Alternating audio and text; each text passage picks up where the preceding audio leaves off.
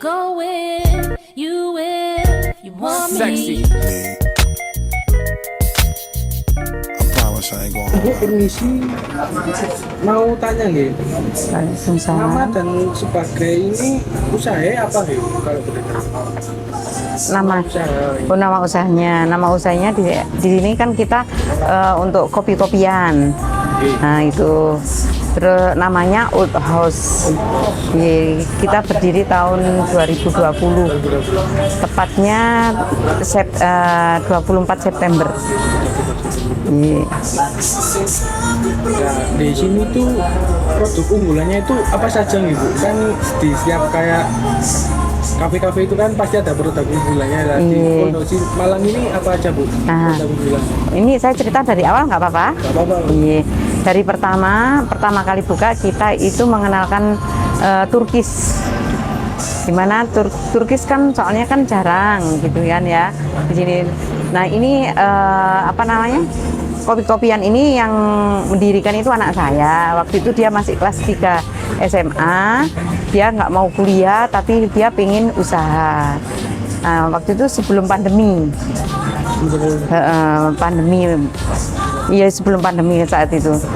Terus habis itu dia mengambil, kan kopi-kopian udah mulai tumbuh ya. Nah, untuk Turkis itu jarang yang ditampilkan. Saat itu kita memang mengutamakan yang Turkisnya. Alhamdulillah bisa diterima dan ramai mas saat itu. Terus ini kan dia pas masa COVID itu terkena dampaknya apa enggak Bu untuk di sini untuk Malang? Untuk pertama-tama kita enggak kena dampak sampai PSBB yang ketiga ya. Nah itu baru kita dampaknya di situ. Soalnya harga yang di sini kan harga memang kalangan menengah ke bawah bisa, menengah atas juga bisa, gitu mas. Terus cara Old House Cafe ini berjalan pada saat pandemi itu gimana gitu? Kan pastinya ada yang nggak boleh keluar, itu gimana ya? Iya. Alhamdulillah saat itu kita nggak ada masalah. Jadi tetap ada yang kesini bahkan ramai karena kita di dalam dan memang nggak ada yang terdampak dari situ. Di saat kita ngumpul sebenarnya enggak kok mas, enggak kena gitu. Cuman kalau di luar memang kan ya dibatasi. Kalau kita alhamdulillah jalan terus dan memang rata-rata anak-anak muda sih yang datang gitu. Jadi itu malah tambah normal ya Bu ya, bukan tambah sepi kayak normal hari-hari biasa. Iya, cuman setelah PSBB yang ketiga itu kita baru sepi. Dari situ kan memang benar-benar nggak boleh kan, ketat, memang benar-benar ketat. Nah dari situ kita mulai sepi udah. Dan saya rasakan dampaknya sampai hampir 1 tahun. Lama. Saat itu anak saya pun juga karena sepi, mungkin anak muda ya namanya, dia akhirnya lari ke Batam. Dia cari kerja di sana, tapi sini yang jalankan saya sama bapaknya. Kita telateni aja, alhamdulillah nggak sampai tutup kok. Kita nggak pernah sampai istilah calling down gitu dah. Stabil ya cuman pengunjungnya nggak seramai yang dulu gitu. Nah untuk selama pandemi itu ya pemerintah memberikan bantuan UMKM enggak, ke saya enggak pernah belum pernah mendapat, sekalipun juga belum pernah. Ini usahanya pernah didaftarkan ke UMKM Kota Malang apa belum Bu? Barusan? Iya, baru dapat didaftar di kelurahan, tapi masih tingkat kelurahan.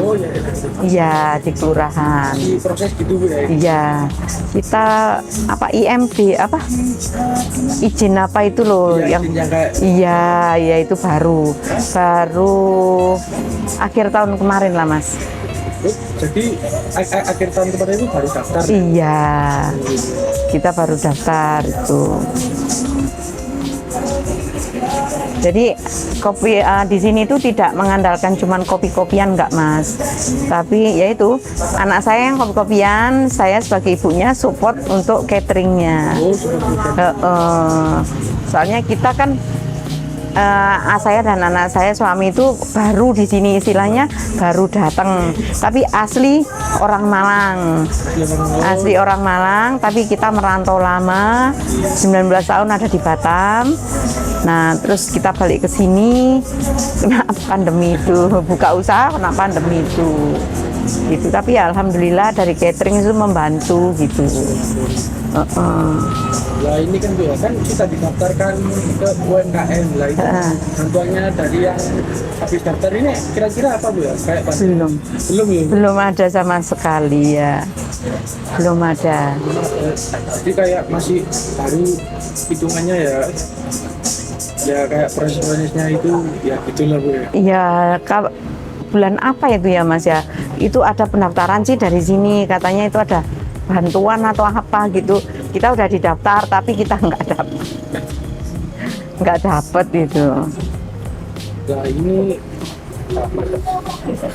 bagaimana dapat mengelola usaha ini agar terus eksis di tengah masyarakat gitu. Ya itu Mas, pinter-pinternya kita bikin menu. Oh ya kayak gitu ya. Iya gitu. Ya itu saya cerita tadi kan, mungkin makanan atau minuman ini dulu nggak seperti ini. Dulu pertama kali kita buka itu barnya nggak di sana, nggak di dalam, tapi di sini. Habis itu dapat berapa bulan pindah lagi di tengah balik ke sini lagi. Terus tahun kemarin baru masuk ke dalam.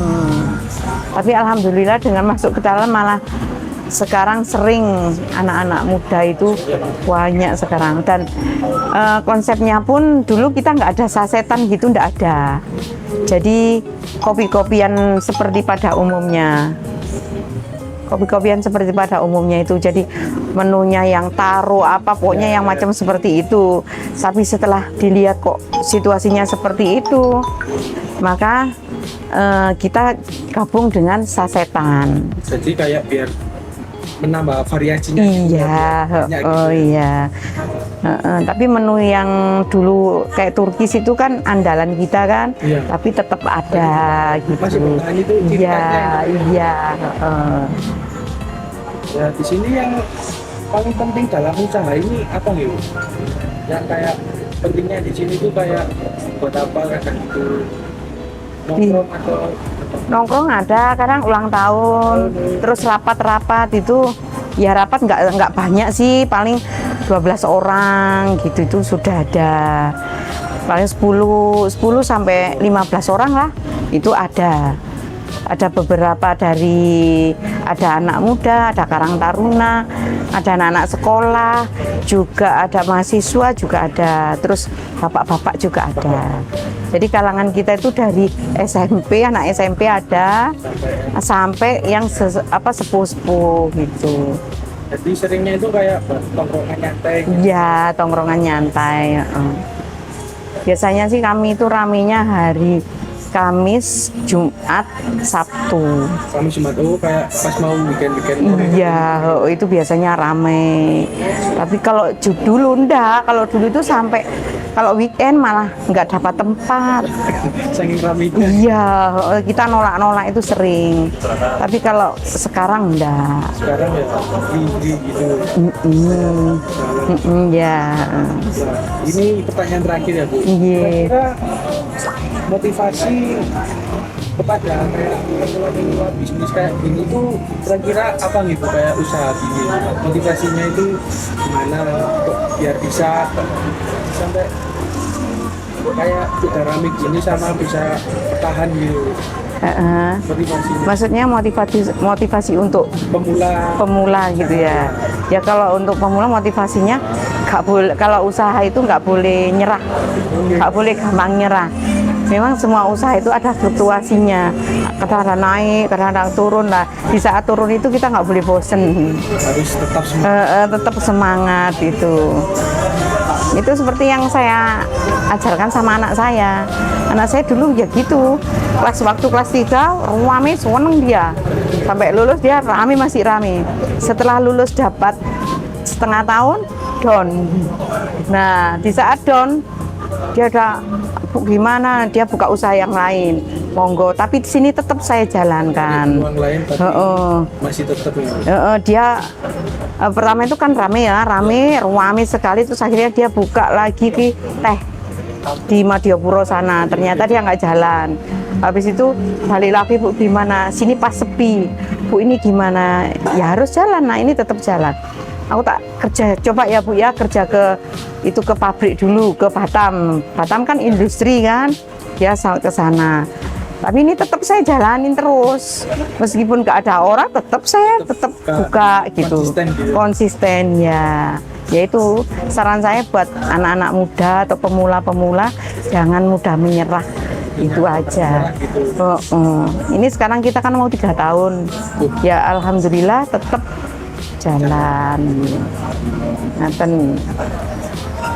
Bu, makasih ya informasinya sama motivasinya buat yang pemula-pemula ini, semoga bermanfaat dan semoga bisnisnya sukses selalu ya. Amin. Ye, matur nuwun. Nah, ini ada lagi harapan ibunya untuk Pemkot Kota Malang itu gimana? Ya kalau bisa UMKM kayak saya gini nih ya dirangkul lah, gitu.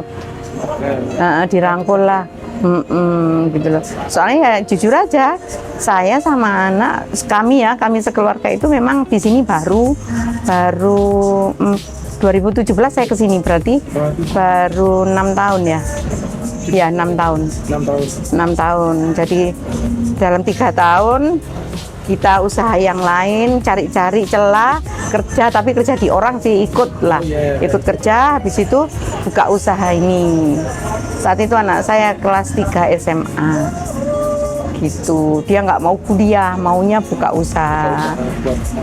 Nah, akhirnya ya kami sebagai orang tua support dia, gimana caranya, jalannya ditemani terus. Pokoknya sebagai orang tua gak boleh lelah juga, gampang nyerah juga, harus support terus sama anaknya gitu. Gitu ya masnya yang muda ya, kalau bisa nanti kalau usaha ya juga kayak gitu ya. Biar ada caranya gitu. Iya. Ya Bu, makasih. Nggih, sami-sami matur nuwun, sami-sami.